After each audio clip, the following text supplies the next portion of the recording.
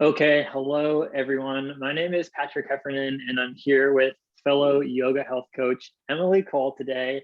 And really, just from like interacting on the forum and being in the same community together, Emily and I felt called to have a conversation together and record a podcast just around this conversation of like how identity evolution has been showing up for us as we've been moving through our own yoga health coaching journeys, because it certainly is a journey. And so, to kick this conversation off, I'd love to just give each of us the opportunity to introduce ourselves, share a little bit about what it is that we do.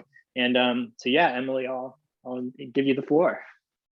Yeah, thank you, Patrick. And hello, everybody. We're so excited to be doing this and to just be ready to share and kind of riff off of what comes up in this connection.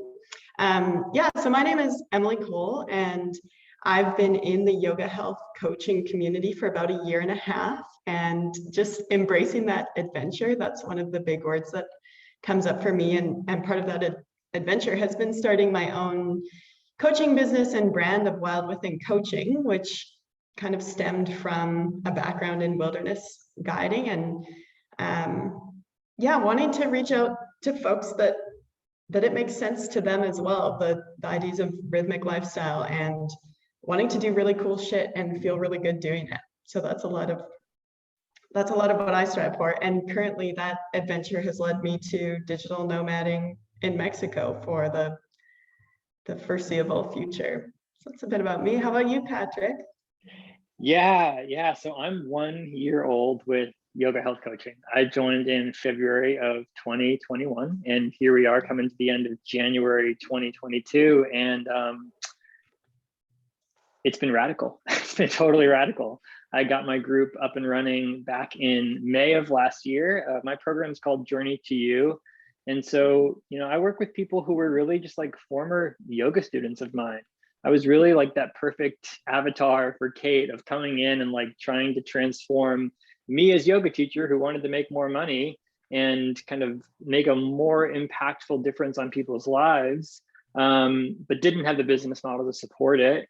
And so I've just been like piecemealing this thing together from the course. And it's like, I'm an actor. I moved to New York City in 2007 from California to pursue the Broadway dream, right? The Broadway path. And so I have a lot of training in acting and singing and dancing and a lot of experience performing at theaters all across the country. And it's interesting how I'm now getting to tap into some of that same creative faculty as an entrepreneur and look at like, well, what's the story of my life and my experience? And can I help people better understand their stories through the use of these habits, right? Through dynamic community, through svadhyaya and self-study. So I bring a lot of yoga to the table. I'm a 300-hour trained yoga teacher. Yoga's been a big part of my life. And it's like, yeah, I'm looking at the journey that I've led for myself and seeing how that might be supportive for others that I'm in community with and trying to bring them on a similar journey.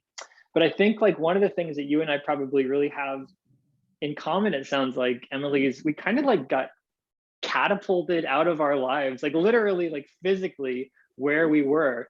When I started this program, I was living in New York City, and it didn't take me long to be like, I think I need to change the scenery. Like, I think I need some more space, and I'm not really sure where it's going to be.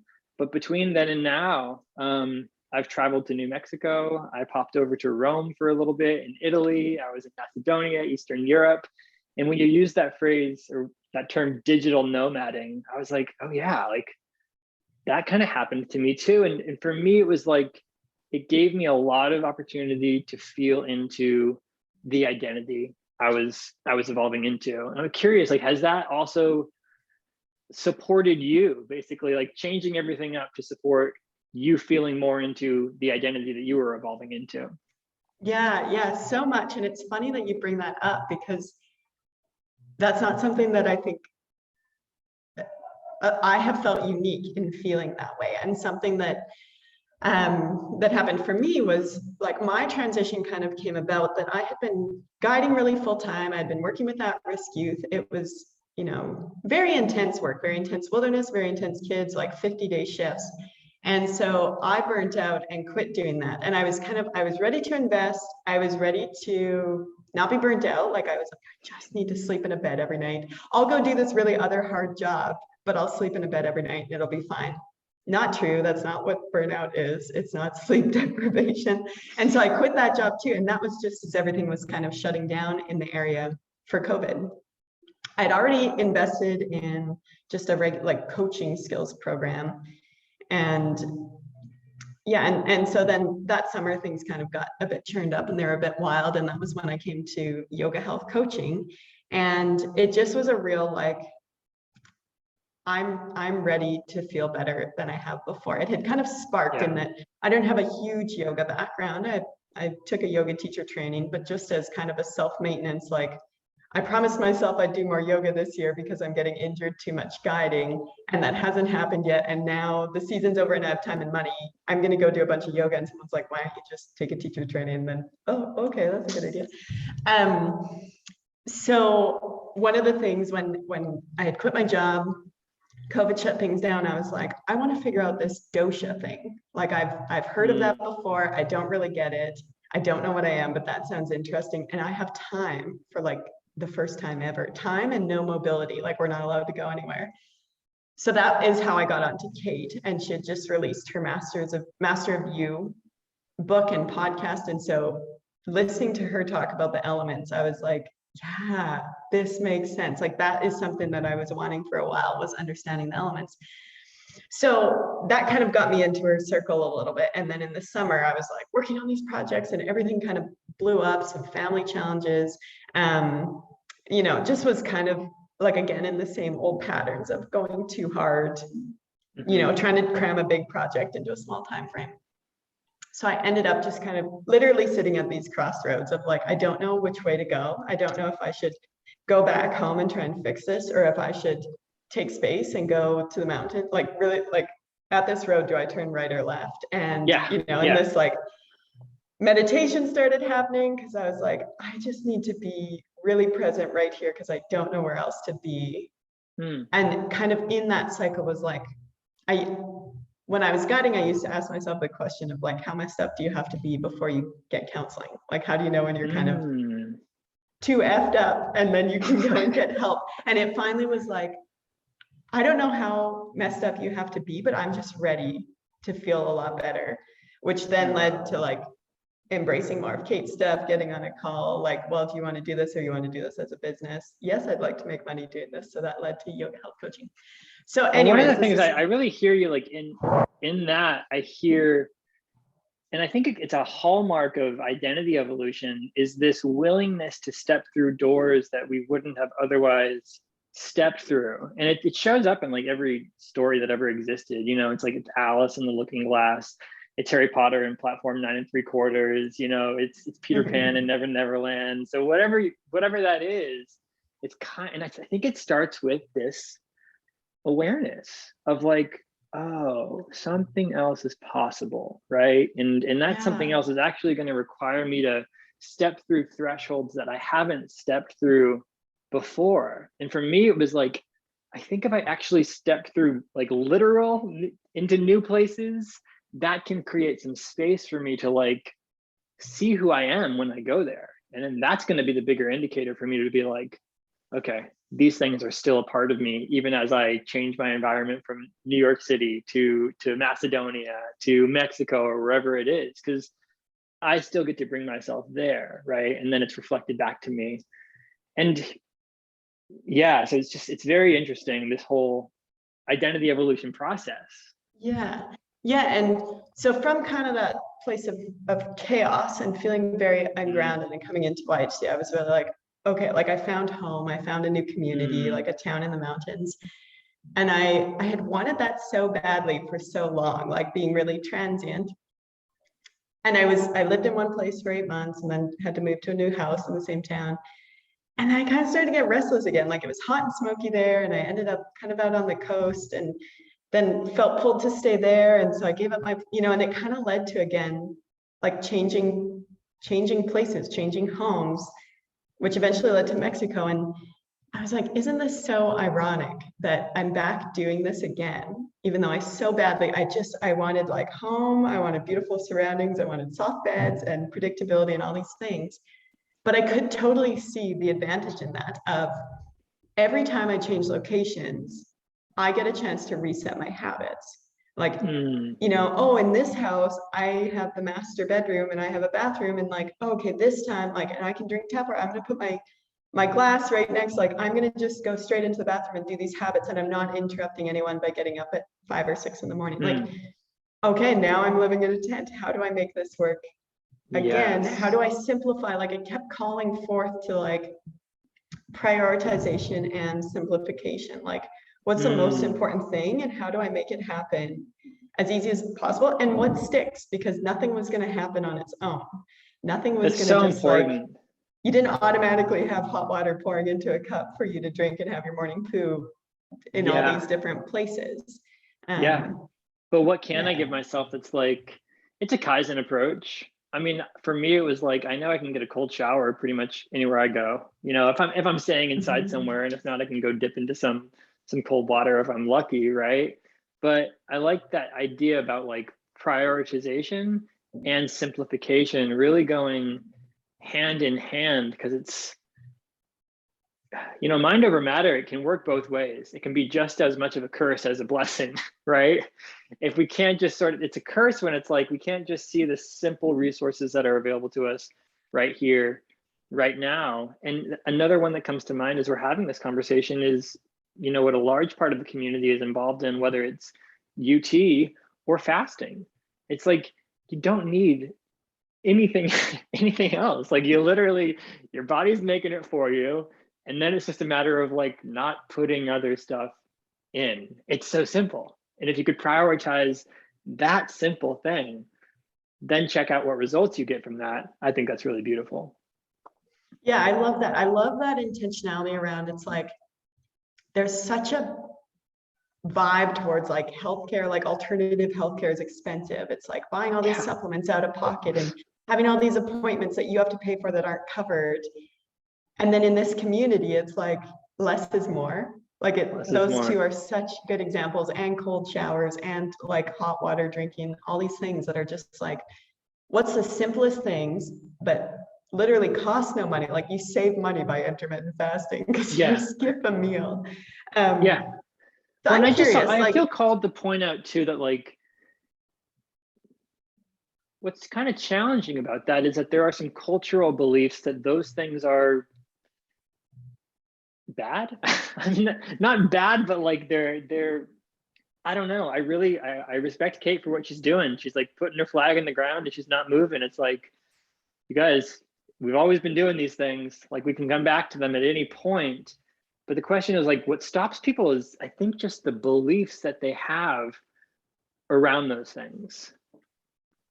100%. So recently I was invited out to like a Mexican fiesta family reunion week. I met another traveler who's born and raised in Alaska, but his family is from Mexico. So turns out like most of his extended family has like migrated to Alaska or LA, which is just this very interesting family dynamic. So it was totally like along for the ride in the Mexican countryside. There was like one other couple that was just friends of theirs from Alaska, but it was interesting. Like, of course, like, it's so normal. Like, of course, so much of that revolves around food and alcohol. Like, tequila is such a big thing here.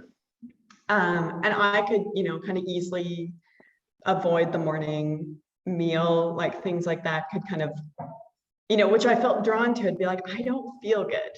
It's not about like, would I like to experience whatever. It's like, I ate late last night, and so I don't feel good. And I just feel like this need for my body to have a break, like for it to have room to just, you know, break everything down. So I would kind of skip the morning meal. And it was interesting. Like, there was just these little side comments that would come up every once in a while. Like, oh yeah, you know, like, Emily, come along for dinner too. Like, oh, you don't eat much. And it was like, kind of felt like there was this level of kind of like stigma about being like the skinny white girl that skips breakfast, of like, that probably almost like feeling into an assumption I was doing it for like vanity purposes or something like that. And it's like, no, No, right. it's Right. because I'm a health coach, like because I feel really good when I do it, because I didn't feel good last night Yeah, because you're like, tacos were served at have you seen what I'm 10:30. traveling with? I'm not doing this for vanity purposes. You know, it's like I Yeah. came here with a backpack and no mirror, and Yeah. I it's was like, so little to I do woke up here. like this. Yeah, exactly. No, but I think you're right. It's like, and what is it? You know, it's their energy in a way, right? But there's a ripple effect, it's hard to not let that, I think, you know, hit me and then stop me from being the person I want to be. And I know I'm supposed to be. And so to me, that's where the community really helps me. Like, no matter where I am in the world, frankly, which is, I really felt this when I went to Europe. I was like, I'm held. Like, I'm not alone in this, even though it might kind of feel like it in this moment. Because just culturally, you know, I remember being in Italy. Culturally, it's not like early or late or dinner. You know what I mean? And we know that culture has the weight, and so it's easy to get kind of sucked into the momentum of culture.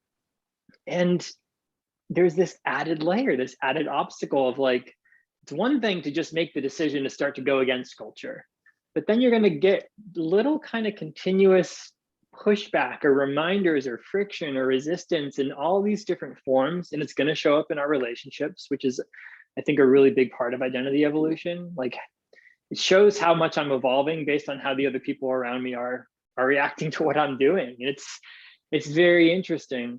And I guess, like, what model have you found to be most helpful to help you move through that? Or what do you give yourself in those moments? Yeah, you know, and I don't know if there's not like a specific thing that comes to mind, except for like over the course of time. Like, it's easier now than it was a year ago. Like, Yeah. when I think about even just, you know, a year ago, I was living in a house of 6 people. Things were fairly, like, we weren't socializing in each other's houses at that time. And I had total reign over, like, we were 6 people, so we were just kind of doing our own thing.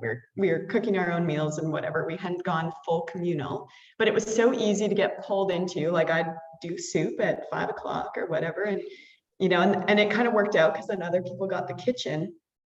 But if I just wanted to hang out, it meant hanging out in the kitchen at night, which kind of meant like sampling something of somebody else's food and then eating ice cream because I wanted it, and like just kind of like this slow suck. Nobody cared. Like, they liked it that I ate early because then I got out of the kitchen and they had room to cook and whatever. Sure.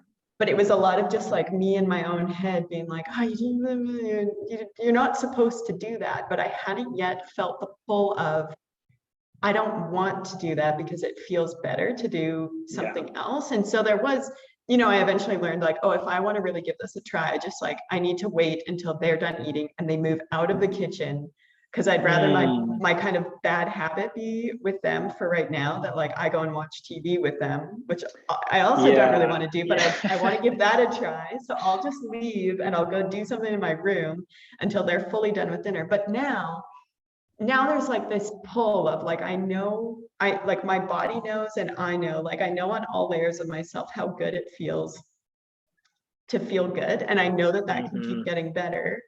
And so it was so much easier. Like, case in point, this Mexican fiesta, you know, we're at this event. I'm, you know, so grateful to be brought along as a guest. You know, I'm kind of like walking the line of like, thank you, so I'll play this part really well. And also like, I'm an independent human being and I get to feel good and I'm kind of along for your ride. And so the one night, you know, big party, whatever, they've got the mariachi playing and it's great. We're visiting, they're bringing out food, like plates at a time, like kind of this slow motion, like we all get one course of like potatoes and then we all get like tacos 2 hours later, whatever. But then this band starts playing and it is so loud. Like, it baffles me how loud things can be and it doesn't bother anyone else. And so I sat for one song, like, you know, kind of facing away from the band, plugging one ear, and was like, I can do this for a little bit. This is okay. Like, I can Like hear it. fake smiling, pretending like you're having a good time. Yeah, and then the song ended and I was like, well, this other ear is ringing. I'm not going to sit here like plugging both of my ears and look like a good dinner guest. And so I was like, I'm just going to go take some space. And it was like behind the building and I was like,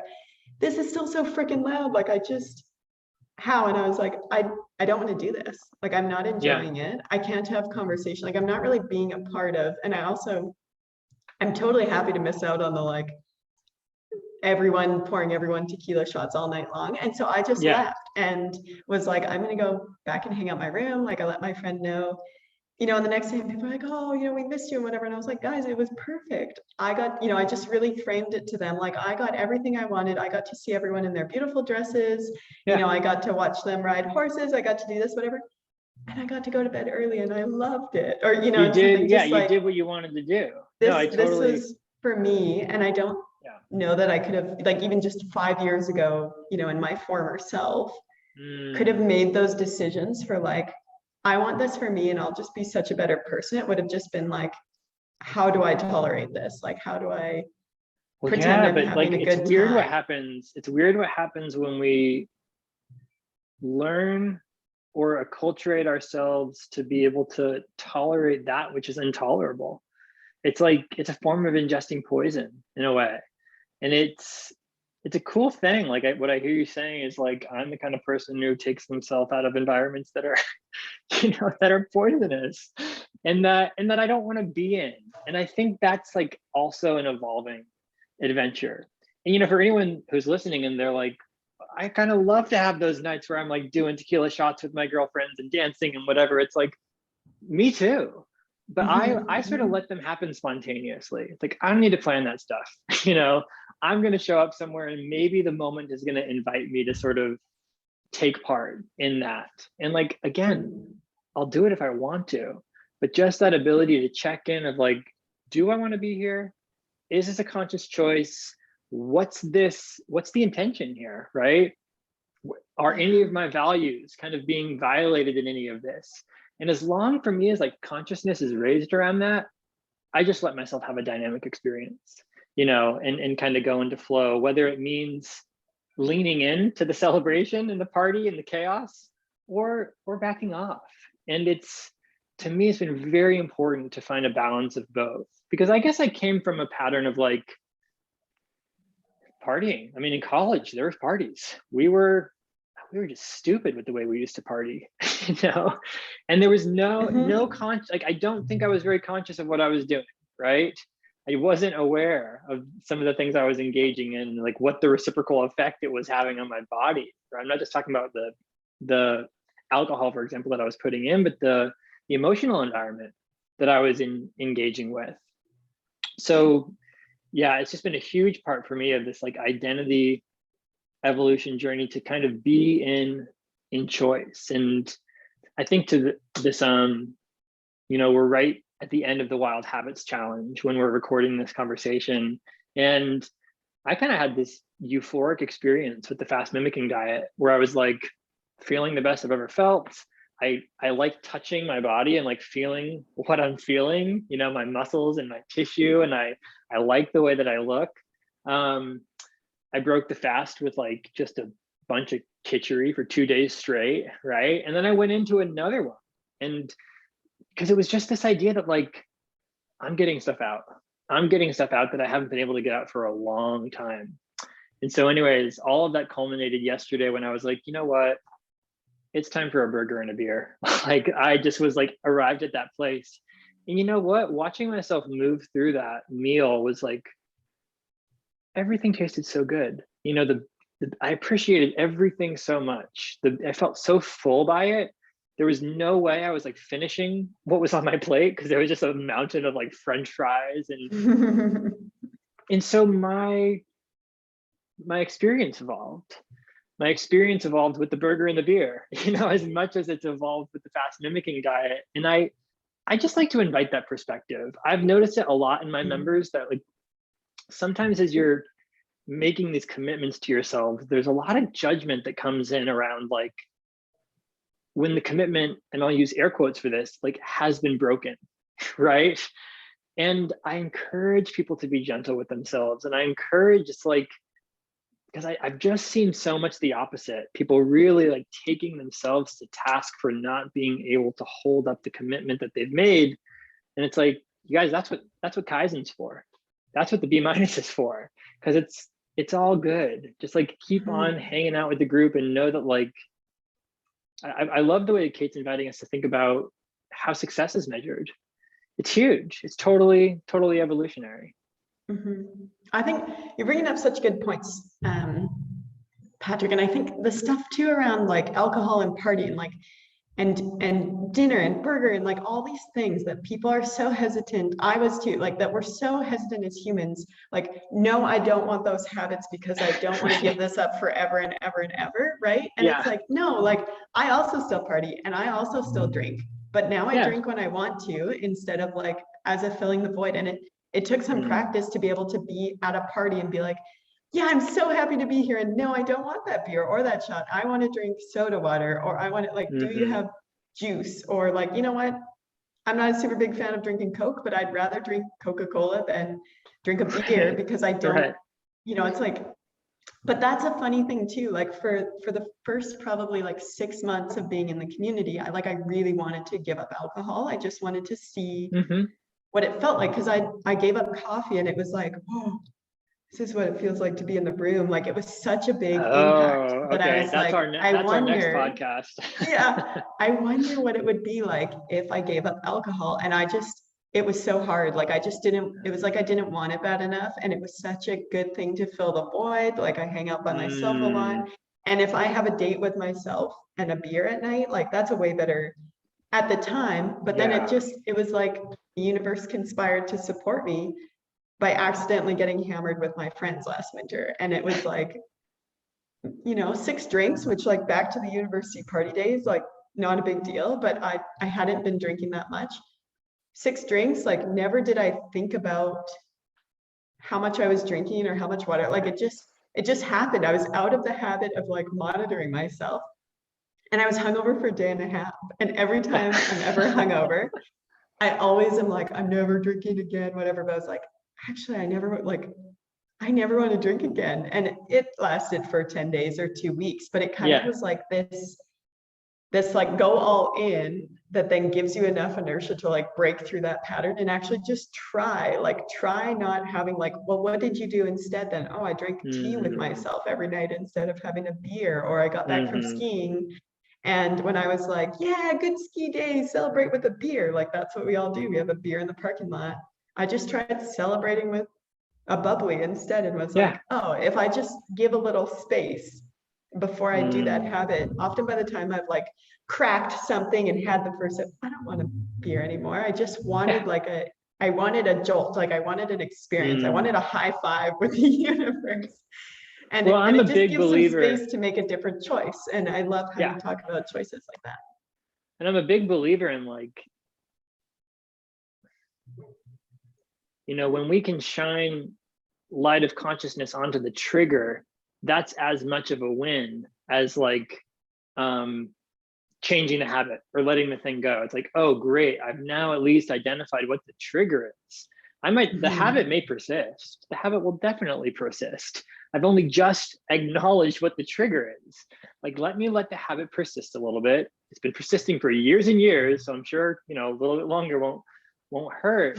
But, I really subscribe to this stuff that Kate's bringing in around gap gain thinking. And if you're in the gap, it's got the same kind of biomarkers as a physiological stressed state in the body. So if you're in that like emotionally stressed out gap state, you're better off just like drinking the beer, like drink the beer and like being gain thinking, and then you're conscious, right? And you can throw it in your gains journal that night that like, you know what, I exercised mindfulness today and I raised my awareness. And I think having a language to identify it, like calling it identity evolution and really acknowledging like, this is higher self.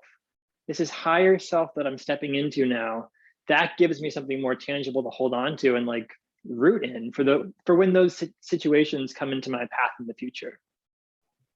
Yeah, totally. And I think one of the things that I've really realized like over the course of this, the business part of the journey is like how spiritual things are for me. Like there's been times where it's kind of smacked me in the face and be like, you don't talk about spirituality in your business, like then it's not you, because all of these things, like it's a level of, like oh, I trust that the universe, like when this habit is supposed to change, like when I'm supposed to have that experience of sobriety, something will happen that will get me there, either a strong enough willpower or a vision of who I could be without it, or just getting blasted one night by accident and having to face the consequences and being like, this isn't how I wanted it to happen, but this is the outcome that I wanted. And all of these things so tie into just the spiritual aspect of life for me, of like, there's bigger things going on, like the right things, the right people, the right books, the right mentors, like it all comes in at the right time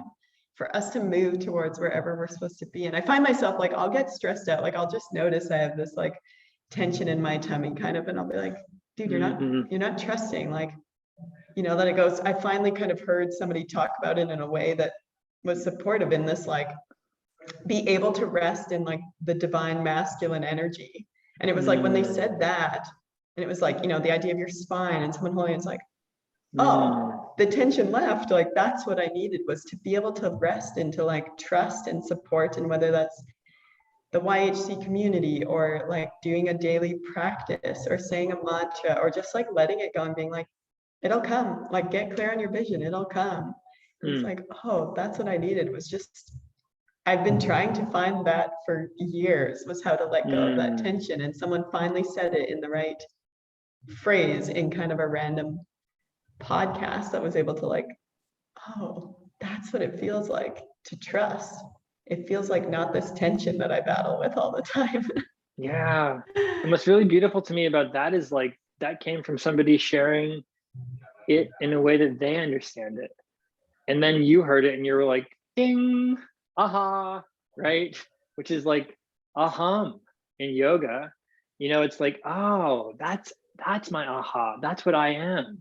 It's a really, really profound thing. And I'm very much of the mindset that it's all just data. It's all data. Like if I end up writing a book, it's going to be called The Data's In. And if you can look at the data and not attach a judgment to it and just be like, all right, the results are in, our findings are conclusive with the theory that when I do this, I feel this way. How would we like to proceed from here? You know, are we going to repeat the actions that make us feel good, or repeat the actions? You know, the data's in, and we're going to continue to run these experiments, and new data will continue to pour in. But if we don't take, and that's what I think of as svadhyaya or self-study, is like data analysis in a way. It's like, what's going on? That's where I find these practices of like writing to be very helpful. Like writing down what you think happened to you and thinking things through actually clarifies a lot about how you're perceiving the world, you know, and it really helps to concretize some things. Jordan Peterson has been highly influential for me on that front. And so I think it's like there are these tools, and I guess this is what I'm interested in too, is like, how do we help our members experience this, right? Because it's weird. It's like, it's a little shaky. I'm a little like, I'm sort of just going through this in my own life. It's edgy, and I'm finding soft spots and vulnerabilities. And, you know, at the same time, I'm the leader of a community where people are feeling into this in their own lives and in their own ways. And sometimes when we butt up against resistance, it's not pretty, you know, it's not pretty. And so I'm just curious, like, how has that been showing up for you in terms of how you help people through their own identity evolution? Yeah, I think like some of the words that kind of come to the forefront are like, you know, I really want to empower people to run their experiments. Like we're running this like huge societal experiment of like, what if we all just do what we think other people want us to do? Okay, well, we see what the results are. Like we're all outsourcing all over the place. You know, we're following big media, big pharma, like all these huge, like we're outsourcing so much wisdom to these places. And like, what if we moved inside ourselves? Like, that's why within is one of the words in my brand, and I keep bringing it up all the time. Fly like, within. Just the word within. Oh, just within. You know, yeah. You know, if we like started there, and like one of the things that I've kind of like had to rub up against was like the idea of, I want people to go inside themselves and kind of be their inner guide and be in their inner wisdom. And also I want them to hire me to get them there. And it was a real like so I'm saying go inside yourself, but I'm also saying go outside and come over to me. Where does that work? And just this idea of like, oh, it kind of came to me yesterday in a group call, was like, okay, we go within, and then when we need to go outside because other people have wisdom that we would like, it's in collaboration. And rather than outsourcing, it's to like partner, like, oh, you know this thing, I want to know that thing so that I can know it within myself. He really hits the nail on the head with it in this book. I don't know if you've gotten a chance to work through liminal thinking at all, but it's something that gets talked about in the community often. And I finally got the chance to bring it into my group after we've been going for about 8 months. And it's profound, you know, because he talks about this concept of internal coherence. So the thoughts and the beliefs and that are internally coherent, that we understand based on our own lived experience, versus ideas that exist outside the bubble or the sphere of what's internally coherent. Now, those ideas might present with external validity, right? And it's like, am I willing to grab that idea, pull it in, test it? And it's like, if it doesn't work, then let it go. But so often people don't want to reach outside their sphere of coherence to try out a new idea. And that's fixed mindset, right? That's being closed, right? That's not being in growth. It's not the evolutionary pattern of knowing that like what's in here has got to move out and what's out here has got to move in. And that's the spanda. That's the pulsation and the rhythm of like, it's every breath that we take. And when you can get into a community of other people, it's like, oh, okay, we can build on each other now. Because if I'm constantly just taking in what's out there in mainstream culture, you just identified a whole bunch of it. It's like, it's problematic, you know. It's literally based in, you know, raising people's capacity for fear and anxiety to make sure that their attention and their money is continuing to be funneled into someplace that's profitable for somebody. I mean, it's very problematic. It's like, I don't need to be the guy that's like, waving the flag, but it is something I get a little bit soapboxy about. And it's I have to keep inviting myself into easeful living when I get into this conversation, because it's like, it can be overwhelming to look at, you know. Yeah, and I think it's interesting, Patrick, what you're speaking about, because it's like, it's true. There's these ideas that people are not willing to invite in, yet there's these other ideas that they're totally willing to invite in. I shouldn't say they, like we. And it's just that like, almost being open to one of the other spheres out there and like inviting it in and trying it on rather than just like putting it on. Like, yes, I'm of this mindset. Like there's just kind of this like, it's like, it's almost the same issue, but in a different, like if we took the ideas that are these big mainstream and rather than just agreeing, we actually tried them on. And we're like, how does this fit? Oh, like, does it fit or not? I read an article of someone just talking about their story of how they made choices around like COVID things and vaccine things and whatever. And they just walked through this whole story and it was so fascinating. And like, and then I had this conversation and then this is what happened in my country.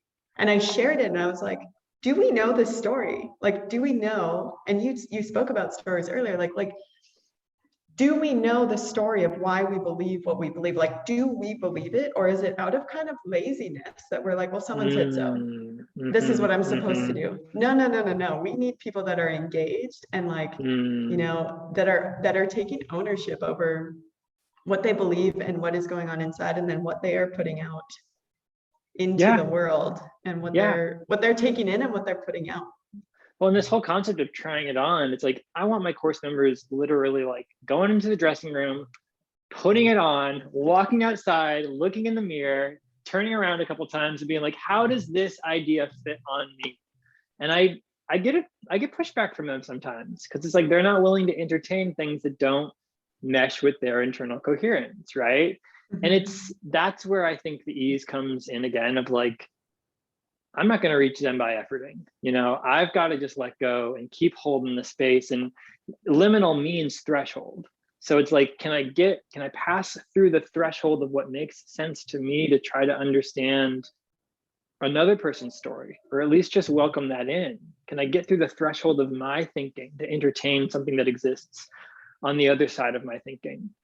And I think that's how we evolve. We go out and we come back in. It's just, we've sort of identified a bit of a theme here. And it's kind of fun, Emily, like you and I dove into this conversation, not really knowing exactly what was going to emerge.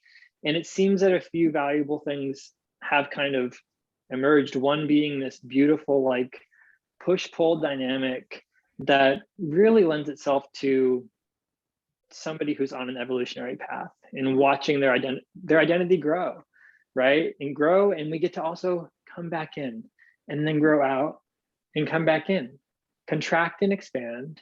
And we know that the universe kind of leans a little bit more, un poquito más, on the side of expansion, right? The universe is expanding over time.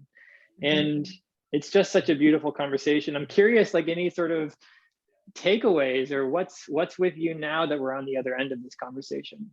Yeah, I think one of the things that's really coming up is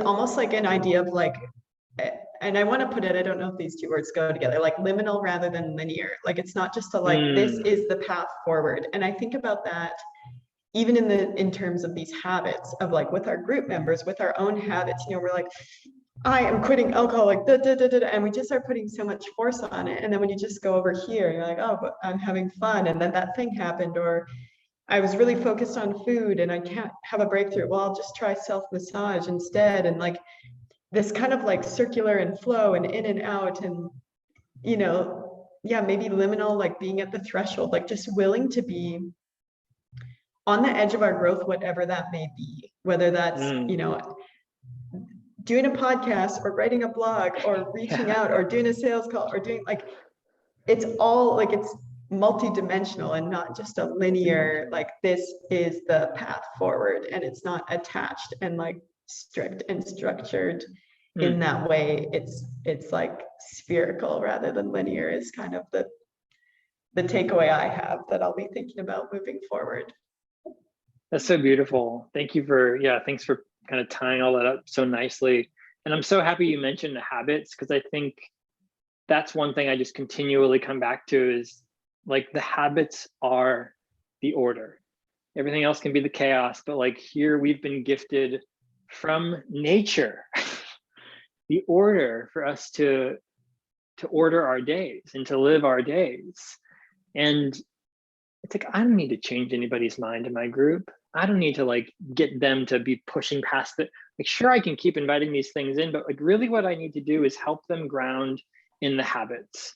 And from there, whatever opens up for them is, I think, their next phase of identity evolution, right? It's not something that I can just push them into, but rather just hold the space for them to step into. And that's again the order. It is the masculine structure that we can then get into flow around and within and wrap the feminine in and let it be this beautiful push-pull, yin-yang, expansion, contraction, that the dance of life.